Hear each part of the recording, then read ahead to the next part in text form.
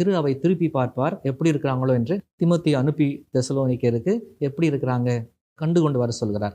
Timothy போயிட்டு வந்து சொல்றாரு, இன்னல்கள் மத்தியிலும் அந்த மக்கள் மன உறுதியுடன் இருக்கிறார்கள் சொன்னா அவர் ரொம்ப சந்தோஷமாயிருச்சு. அதே நேரத்தில் பல்வேறு கேள்விகள் அவங்களுக்கு இருந்தது. அந்த கேள்விகளுக்கு பதில் சொல்லும் விதத்திலும் அவர் எழுதுறாரு.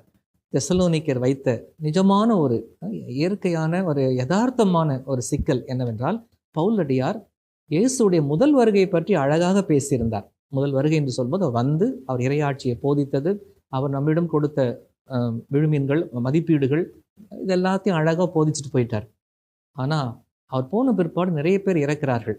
ஒன்று கூடிய நோய்கள் வந்திருக்கலாம், நம்முடைய தொற்று மாதிரி அந்த தொற்றாக இருந்திருக்கலாம், அல்லது வேத கலாமில் இறந்திருக்கலாம், அல்லது இயற்கையான மரணங்கள் கூட இருந்திருக்கலாம். அப்போ மரணத்தை பற்றி ஒன்றுமே பவுலடியார் சொல்லவில்லை. அப்புறம் ஆண்டவருடைய 2ஆம் வருகை சந்திப்பை பற்றி நாம் எல்லாம் என்ன ஆவோம், இறந்தவர்கள் இறந்து கொண்டே இருக்கிறார்கள், இருப்பவர்கள் இருந்து கொண்டே இருக்கிறோம், நம்ம 2 பேருடைய கதி என்ன என்று அந்த ஒரு ஆதங்கம் ஏற்படுகிறது. அதை